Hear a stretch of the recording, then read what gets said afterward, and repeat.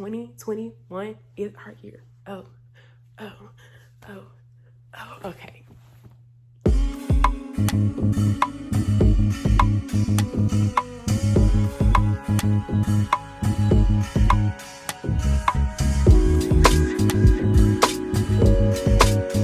Hey huns, welcome to my channel. If you're new, thank you for clicking on this video. And if you are returning or a subscriber, thank you so much for continuing to supporting me. I'm back. Last year, just got a little hectic, but I'm good. I'm returning, I'm ready, I'm prepared. And as you can tell by this video, we're talking about 2021. And so I just kind of want to break down a system that I am going to do this year and share it with you guys to help you guys be successful in the things you want to accomplish this year. So let's go ahead and get right into the video. So this year I decided to break down my goals into like a 3-part system. And that's because just last year kind of taught me, things change. Also the goals that I had in mind in the beginning, some of them I completely forgot about. And then also I kind of want to make some lifestyle changes, things that I want to carry through, some habits I want to carry with me throughout my lifetime instead of just, having it in 2021. And so the first thing I did was work on my mindset. So with my mindset, I first decided to create a space that was really calming and soothing because I needed to, one, kind of just be with myself and talk to myself when creating the mindset. So, I had a clean little area. I lit a candle. I had a snack, like some grapes on the side. I had my windows open, natural lighting. And what I did was I sat down and I got my phone. You're going to need something that's going to be easily accessible to you throughout the year. And that's the reason why I did my phone, because I can access the Notes app whenever I have my phone on me, and that's pretty much all the time. So, but if you have a journal that you journal in every day, you can use a journal, or it's really up to you. But what I did was in order for me to create the mindset that I want for basically, or that I need to have this year to fulfill all of my goals and accomplish everything I want to accomplish, I just simply wrote down how I wanted to see myself this time next year in 2022. So it may be like, I wake up every day at 5:30 and I'm journaling and I get ready to work out. My hair is in this tapered afro, like right here, like it just details like that. It's really just generated basically to, one, how you see yourself, what you see yourself doing. I wake up and I have this job that I love, going to, or just whatever. And so basically that's how I started off, one, figure out, okay, where do I even want to see myself? So right now I'm going to go ahead and include some examples on the screen. I'm going to actually include mine, and then I'm going to include an example format if you're just kind of like, I quite don't know exactly what I should say. And then I'm going to include that, but there's no right or wrong answer. This is for you. This is your mentality. This is your mindset. So there is no right or wrong. If you want to be detailed and say how you want an everyday routine to be, or just simply like how you want to see yourself when you wake up today in 2022. All right. So number 2 is creating the visual from your mindset. So now we are actually going to want to visually create what we see up here. So basically this is creating your vision board, your mood board. This year I decided to do a digital version. I am probably on my phone more than I am, in my room or just in a place where I probably would have had like the actual vision board at. But it's just easier for me to have a digital vision board on my phone, and I actually have it on my iPad because I'm on both of them throughout the day. So I'm going to show you kind of like a little tutorial on how I did mine. It's not going to be like a step-by-step. There's plenty on here on YouTube, and I didn't want to, show you guys how to do that and be really repetitive. So when creating your vision board, the first thing that you want to do is kind of find the photos that kind of match with the mentality or how you see yourself. So one place I like going to is Pinterest. They have nice photos to me, some aesthetic photos, some pleasing photos. And it's easy to kind of search those type of aesthetic photos in there. But another tip that I have is if you have a photo of yourself kind of towards your mentality or that the mindset that you want to have, really use that photo. So for example, you're going to see on my vision board, there will be a picture of me on the left top corner. And that's actually a picture from like 4 years ago. But that is the ideal weight I would like to get back to. But no, it's just seeing that on my vision board and seeing that it is me. I know it's accomplishable, or I can accomplish it because it's there. Like, I did it before, I was that weight before, and I can get back there. And it's just better seeing yourself do it versus someone else that you might have never met before, you know? So if you have any photos of you that represents your mindset or the mindset that you would like to have, use it. Now I'm going to show what my vision board looks like. Like I said before, I created an iPad version and an iPhone version just so I could have it on both.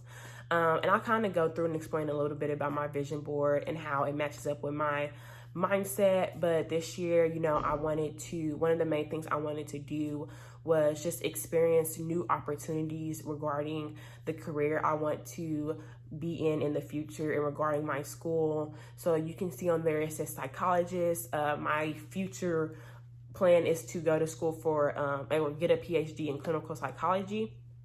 But also, I wanted now for me to be able to get there, I need to, you know, get more opportunities. So one of the things is I wanted to become a research assistant for a lab here at A&M. And so that's why I said psychologist and then research assistant. Then, like I said, in that top left corner, there's a picture of me. That is the ideal weight and look, physically, how I would love to see myself once again. And, you know, it's me. I did that and I can do it again, and I'm going to do it again, period. And then there is one thing in the middle. It's a wine glass, and it says on there to celebrate your wins. I have a problem with accomplishing things and then not celebrating them. And so when I'm, you know, down, I don't want to say down bad, but when I have those moments of sadness or I feel like a failure, I tend to forget those moments of success that I've had. And I'm like, I just don't want to do that again this year. I want to start celebrating my wins and the accomplishments that I'm achieving throughout the year, you know, remember them. So that's the wine glass. And I put celebrate your wins because, you know, celebrate them. Another thing that I had also too is actually my 2 words for the year, which kind of makes a phrase a little bit. But my word actually was becoming. This year is just me becoming the woman that I vision, that I see when I close my eyes, the woman that I dream about being. But I also watch Transformation Church, and the word of the year is anchored. And I really love his sermon of him explaining the word and just talking about the reasoning for why that is the word of the year. And so I was like, I need to put that on my vision board too. But when I put them together, it created that phrase of becoming anchored. And I strongly advise, if you guys can, choose a word of the year. Choose a word of the year that you would like to focus on, that you would like to remember. It's just something that represents you and what you want this year to be. So that is pretty much my vision board. And, you know, it doesn't, once again, there is no perfect way to do it. There's no absolute right way to do a vision board. It's your vision board. It's your vision. It's your mentality. It's your mindset. Do how you want it. If it's simple, it's simple. If it's a whole bunch of pictures on here, I'll go ahead and include like my one that I had from 2018, I believe. And you can see how different that vision board is to this one now. But once again, there is no right or wrong way to do it. It is yours. This is your year. So all of this is yours. So the third step in the process of being successful for the year is to create a system. So I'm trying to steer away from the word goals and New Year's resolutions. But one thing, like I said, that I learned from last year is that things change. You know, a goal that you might have in January might be something completely different from what you want in July. So what I decided to do this year is actually focus on quarterly goals. So at the beginning of the year, I decided to create goals that just fit my mindset and my visuals that I can work on from January to the end of March. That's all I'm going to focus on during this time. So right now, like, one of my goals is just to lose 12 pounds during, or is it 15? It's 12 to 15, I think. But just to lose 12 to 15 pounds during this time. Another goal is just to read one book. I want to get back into reading. I miss doing that so much. And then another goal, well, not a goal, but another thing I wanted to do was to take myself out at the end of each month and just appreciate myself.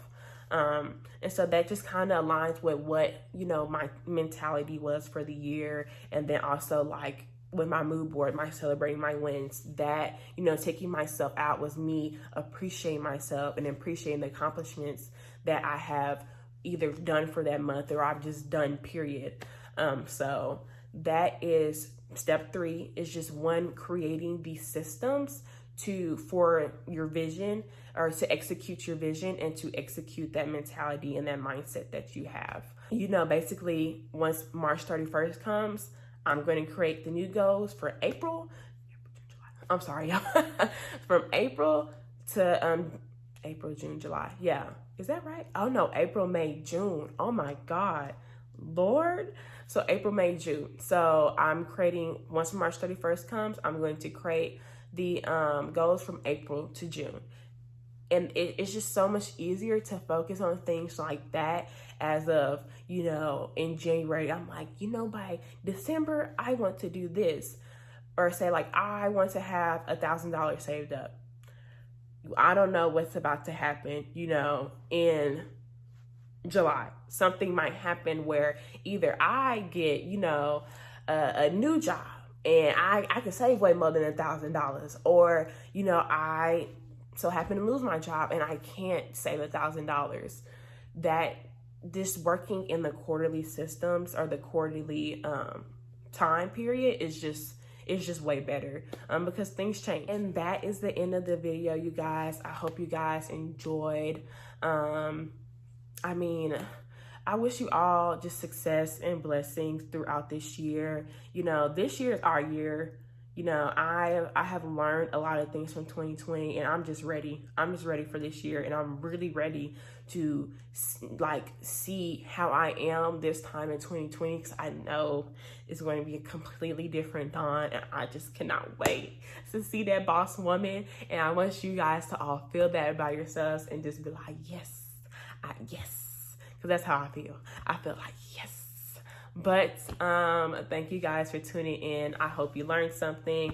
You know, comment if you need any, like, advice. Well, not advice, but if you're like, hey, like, how did you do this? Or hey, like, kind of need help on this. I'm here to help, baby. I'm here to help. So once again, I wish you all blessings. I wish you all love, and have a great day and year. 2021 is our year.